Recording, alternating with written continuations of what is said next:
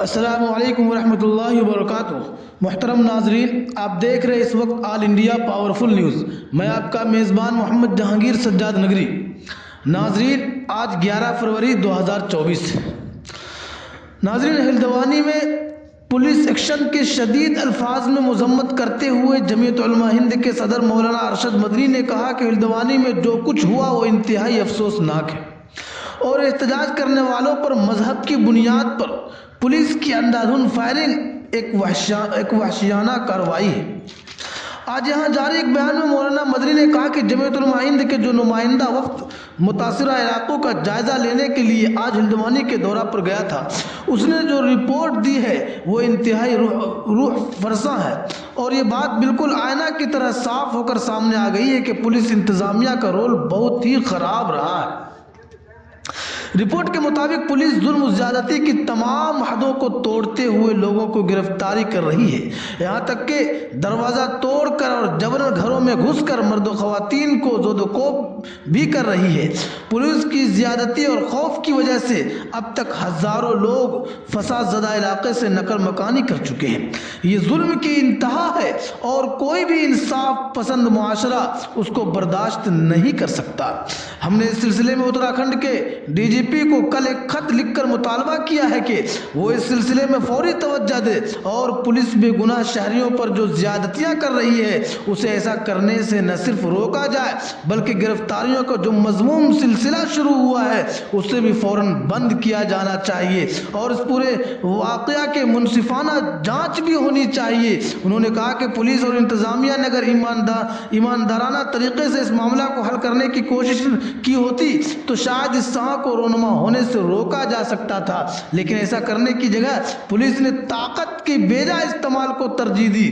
اس سے صورتحال مزید بگڑتی چلی گئی اور 5 بے گناہ افراد کو اپنی زندگی سے ہاتھ دھونا پڑا۔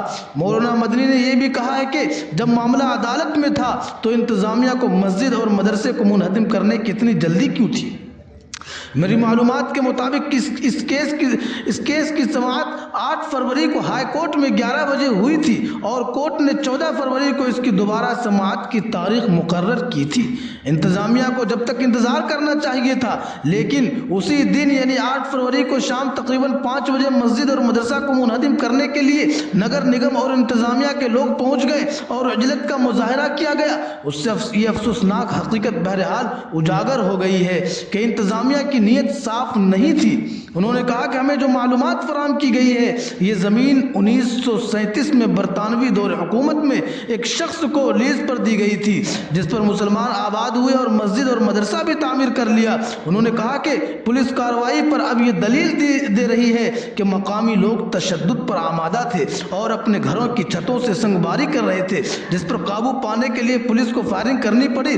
یہ بھی مشتہر کیا جا رہا ہے کہ پولیس پر منصوبہ بند طریقے سے حملہ کیا گیا۔ ظاہر ہے کہ اس طرح کی باتیں اب معاملہ کی لیپا پوتی کرنے اور فائرنگ کو درست ثابت کرنے کے لیے کی جا رہی۔ ناظرین، مقامی لوگ تو انتظامیہ کے خلاف احتجاج کر رہے تھے اور یہ کوئی جرم نہیں ہے۔ آئین نے ملک کے ہر شہری کو احتجاج کا حق دیا ہے۔ بنیادی سوال یہ کہ نوبت آئی کیوں؟ انتظامیہ کا فرض تھا کہ اس طرح کی کارروائی سے پہلے وہ مقامی لوگوں سے بات چیت کرتی، انہیں اعتماد میں لیتی اور حقیقی صورتحال سے آگاہ کرتی، مگر ایسا کچھ بھی نہیں ہوا۔ اچانک نگر نگم کے لوگ جب بلڈوزر لے کر پہنچے تو مقامی لوگوں نے احتجاج کیا، جس کو دبانے کے لیے پولیس نے لاٹھی چارج کیا اور فائرنگ شروع کر دی۔ انہوں نے کہا کہ ملک کی تاریخ میں کوئی پہلا واقعہ نہیں ہے، ہر جگہ مسلمانوں کے خلاف پولیس نظم و نسق قائم کرنے کی جگہ ایک فریق بن جاتی ہے، لیکن اگر معاملہ اس کے برعکس ہو تو وہ ایسا نہیں کرتی ہے۔ مولانا مدنی نے کہا کہ انتظامیہ کے پاس احتجاج کو دیکھنے کے 2 پیمانہ ہے۔ مسلم اقلیت احتجاج کرے تو ناقابل معافی جرم، لیکن اگر اکثریت کے لوگ احتجاج کرے اور سڑکوں پر اتر کر تشدد کارروائیاں انجام دے اور پوری ریل گاڑیاں اور اسٹیشن پھونک ڈالے تو انہیں تتر بتر کرنے کے لیے ہلکا لاٹھی چارج بھی نہیں کیا جاتا۔